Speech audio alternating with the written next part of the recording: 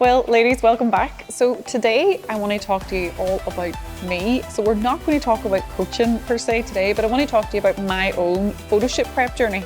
So you probably know we're not long back from Synergy Spain, where we took a lot of our clients and our photographer away for a fitness retreat and location photoshoot in Spain. So obviously I done the prep as well and done the photoshoot in Spain, and I want to talk to you about my own journey and the ins and outs of what it was like for me, not just as a coach, but as a woman just like you, and as a mom, as a wife with lots of other things to do, how I managed to do this as well. So I suppose I want to talk to you first of all about why I thought I would want to do this. For me, really, I speak to women every day, women that are just like me, right? And just like you, who have lots of other things going on. They have jobs, they have a home to run, they have children to look after, and then they still have their own health and fitness goals.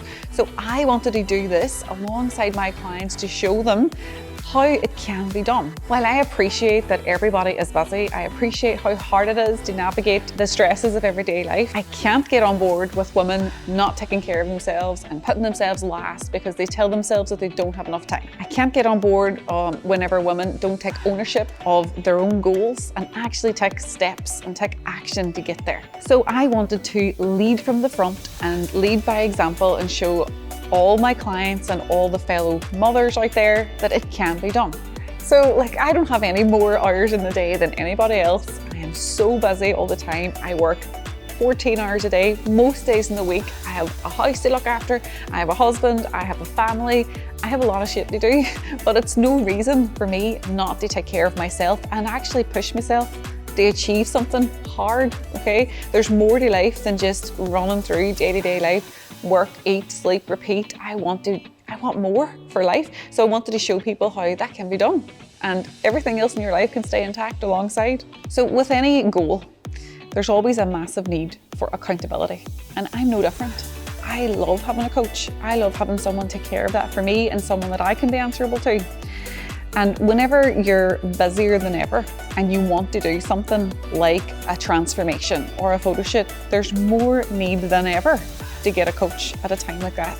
So for me, there's so many things that goes on in my day-to-day life, and so knowing that I could just put my training and nutrition on autopilot and hand it over to someone else to keep me on the right track and to just tell me what needs to be done, that was a massively important part of this journey for me. I didn't want to have to, I'm a coach, yeah, so is my husband, but we didn't prep each other for this. We wanted to be able to enjoy family life and work life and preserve that and have someone else take care of the coaching for us. So many women will say that they're too busy, right? Right now, I've got a lot going on and I don't have time for coaching. I don't have time for the gym. I don't have time to do something like this. When the reality is, that's the most important time whenever you reach out for accountability, when you don't need to figure that out for yourself. You don't need to try and wade your way through, is this the right workout? Are these the right calories? What should I do if I want to lose X amount of weight? If you're so busy, the last thing you want to do is try and figure that all out. So handing that over to a coach is invaluable. Being so busy creates the need for a coach. It doesn't rule it out, and being able to hand that over to someone else and just put it onto autopilot was amazing. What are you going to do? Try and figure it out for yourself and then fail when you've got no accountability? So I want to talk to you now about setbacks, because it's a very real part of any kind of journey, and my own journey wasn't without setbacks, which I'll talk to you about now. It certainly won't be smooth sailing the entire time. Life is always going to happen around your goals, right? So it would be ridiculous for me to expect to get from the start of my prep to the photo shoot in Spain just seamlessly. Nothing happened, nobody needs me, the Waynes don't get sick. That's ridiculous to expect that would never happen, that I don't have a massive work project to do, that I don't end up getting sick or something. That's not realistic. So setbacks will happen, as is such the nature of life. So it's how you manage them is what's so important. The general stresses of everyday life and the massive amount of workload that I have lots and lots and lots of my own clients to take care of. In the middle of my own prep, I ended up having surgery, which I was not expecting. And that was right at a really crucial part of the journey, not at the very, very start. I was well over halfway. So at that point, I thought, okay, I've got two options here. I can freak out and throw the towel in and woe is me and I can't believe this happened and just throw it all to the wayside. Or I can realistically think, right, well, what can I control right now? I can't train for a couple of weeks. I wasn't expecting this to happen. It massively knocked me off, but what can I do, right? I understand in the middle of this prep, I'll have had downtime because I am literally having an operation, but I can still control my nutrition. I can still allow my body time to recover. I don't just have to throw the towel in because I wasn't expecting that. So if I can navigate a way around a setback, it's what your perception is rather than what is the reality. So I definitely had two choices. I could have thought, this is terrible. What am I supposed to do now? What's the point? I'll forget about it. Or I can lean into, well, I can control X, Y, and Z, and I'm going to do the best that I can given these circumstances and see how I end up. So what happened whenever I ended up having to go into the hospital? Well, what I didn't do was text my coach and say, here, forget about it. I've got a lot on my plate right now. You don't understand. I'm about to have an operation. Forget about it. What I did do was tell her, here's what's happening right now. I wasn't expecting this, but let's just see how we get on. And so that's exactly what we've done. So I had to take time off training, weeks and weeks.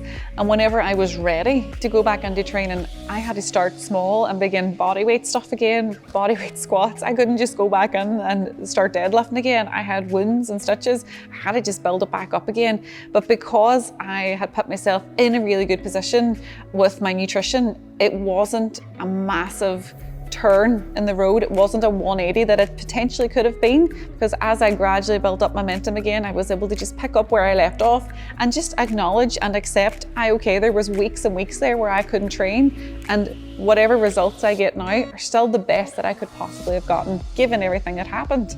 In the middle of everything else, I still have to go to work, right? I still have to work every single day. I still have to be a mommy. I still have to clean my house and do all the regular things that come along with having a home to look after.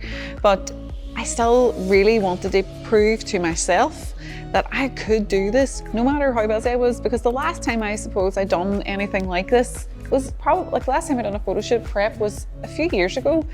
And for me, it was like when I was newly postpartum, was about 1 year after my C-section. And since then, even busier now, I've got even more to do, but I wanted to just prove to myself that I could do it. Every day involved getting my cardio done, trained 5 days a week, somewhere between 4 and 5. Like some weeks I missed that 5th session and 5 would have been ideal. So on average, I was doing about 4 sessions a week. As the prep continued, the amount of time spent doing cardio, for example, just kept going up and up as we were pushing harder to get to that next level. And then I would train, and I would literally book my own training into my own diary, because I can't just do it on the fly and hope that it'll go somewhere, I'll just squeeze it in. I had to book it in because I wanted to give it the time it deserves, and I don't like just throwing a quick session together. I enjoy training and I want to progress and I love getting stronger, and so I have to book it in. And the same way as I had to book it in with myself when I'm doing my cardio, Kevin and me had to work that around our own schedules together to make it work.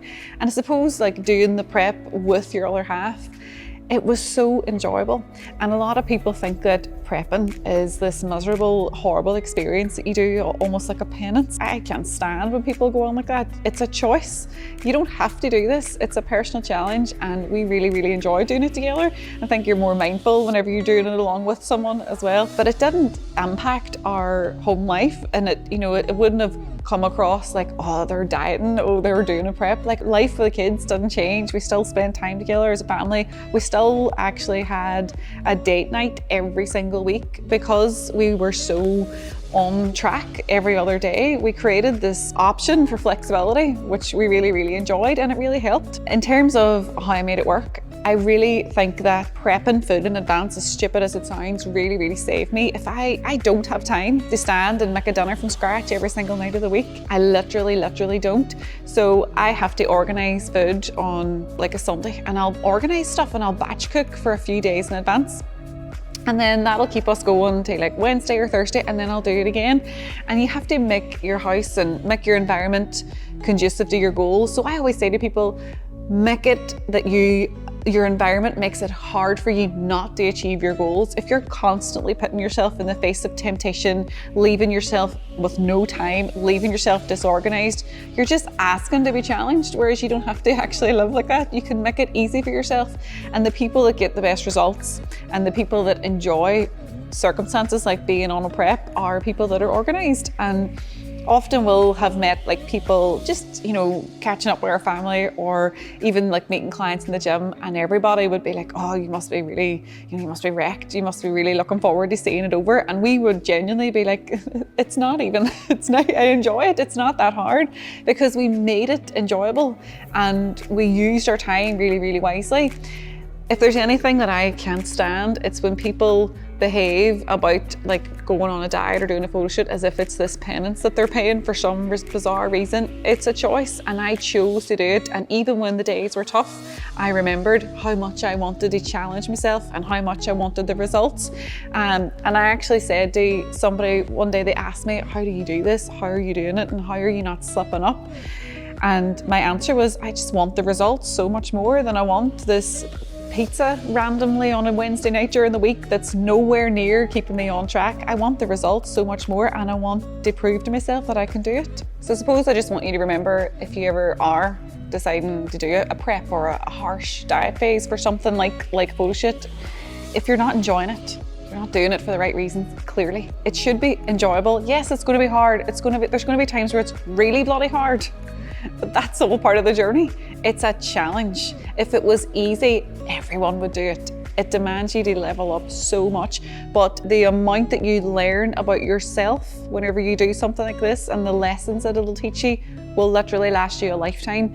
And I suppose the reason that I enjoyed it and I didn't find it so hard is it's not the first time that I've done something like this. And like years and years ago, when I first started dieting and first started getting into health and fitness, and one of the first things I did was I competed in bodybuilding years ago, and the things that I learned about myself and what I was capable of, it was amazing, and it stood me in really good stead to be able to do it like again years and years later. And you know what else? It's really bloody good to challenge yourself and to ask yourself for more. It's a really good thing to push yourself out of your comfort zone and see what you can do. So girls, I hope you enjoyed that, a wee bit more personal than some of the other videos where I'm just coaching and talking about things that are going to help you, but I wanted you to see what it's like behind the curtain for me. So I hope you enjoyed that, and I'll see you next week.